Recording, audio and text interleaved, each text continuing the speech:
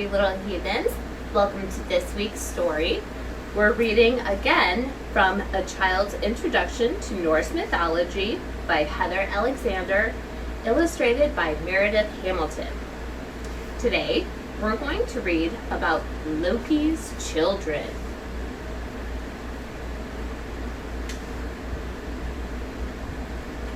Beware! The three Norns called out to Odin one day as he walked by the well of Erd. Odin stopped and paid close attention. The Norns were powerful giantesses who wove each god's and humans' fate in their tapestry of life. They decided what would become of everyone. "Tell me more," said Odin. "Beware of the trickster Loki's young children. When the end comes, as it will, Loki's children will cause the death of you and all the gods," said the Norns. Odin thought the three hideous children Loki had just had with the giantess Angrboda, Fenrir, a wolf, Jormungandr, a sea serpent, and Hel, who was half beautiful girl and half rotting corpse. He shuddered. He'd get them out of Asgard immediately. First, Odin grabbed Jormungandr, who spat venom from his fangs.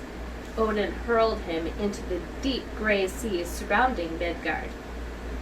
He grew and grew. Soon, the serpent was so enormous that his body wrapped completely around the land of humans. Then Odin turned to Loki's daughter Hel, who glowered at him. Decaying flesh hung from one side of her face. Her other cheek was smooth and rosy. Odin banished the girl to the darkness of Niflheim, granting her rule over the frozen realm of the dead. Down in the gloom, she'd receive those who died from an ancient sickness or old age. Heroes who died in battle would be sent to Odin's own hall, Valhalla, in Asgard. Finally, Odin turned to Fenrir. He was only a small wolf cub. What harm could he do? Odin allowed Fenrir to stay in Asgard.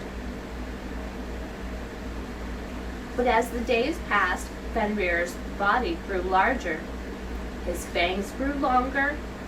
His claws grew sharper. His growl grew louder.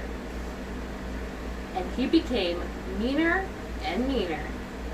Soon, he was a gigantic, snarling, ferocious beast. "Please do something," the gods pleaded Odin. "This savage wolf will hurt us all." Odin went to Loki. He told him to tie up Fenrir. Loki laughed. "Forget it. I'd never do that to my own son." But Loki wasn't telling the truth. That wasn't the real reason. Loki was as afraid of Fenrir as the gods were. "Any volunteers to tie up the wolf?" Odin asked the gods, gathered around his throne. No one raised their hand. It was too dangerous a task, even for the gods. Odin decided to trick Fenrir. He called the wolf to him. "This is the strongest chain in Asgard." Odin held up a thick iron chain. "It is so incredibly strong that I bet even your strength is no match for it." "Oh, please." Fenrir was proud of how strong he'd grown. "I am tougher than your chain. Wrap it around me. Go on." He let him bind him with a heavy chain. The gods grinned. How easy. The dumb wolf had pretty much tied himself up. Bam! Fenrir arched his back and busted the chain into bits. Quickly, Odin found another chain, twice as thick and twice as heavy as the first one. Fenrir allowed himself to be tied up again. This time, the gods wrapped the chain tighter. They made a bigger knot. Bam! Fenrir shattered this chain too. The gods huddled around Odin. "What should we do now?" who need magic to contain him. Odin instructed Skirnir, a light elf who was Frey's messenger, to visit the dwarves and ask them to craft the strongest chain ever. Skirnir traveled to Nidbali, where the dwarves had their underground workshops. The dwarves could forge most amazing treasures from metals and ores. When Skirnir returned, he presented Odin with a thin silk ribbon. "What is this?" Odin asked, surprised. It was so flimsy. "The dwarves call it Gleipnir," said Skirnir.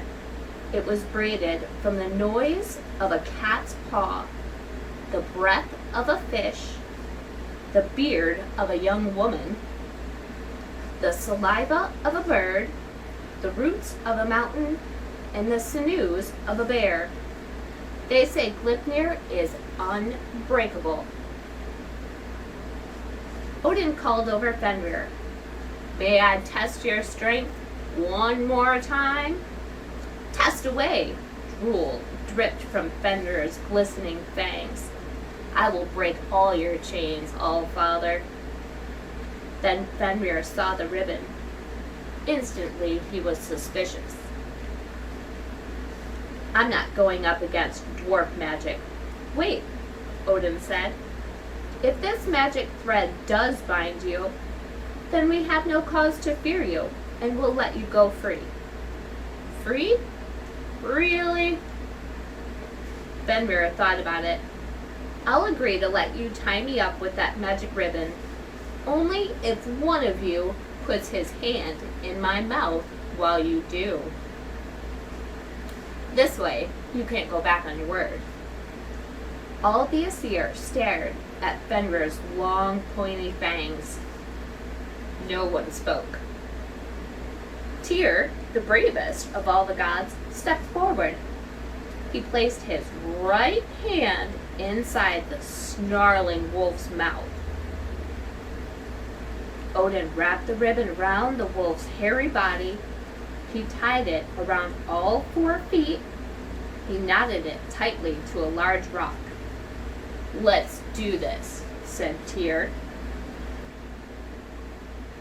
Fenrir arched his back. He thrashed from side to side. His eyes bulged as he fought to get free.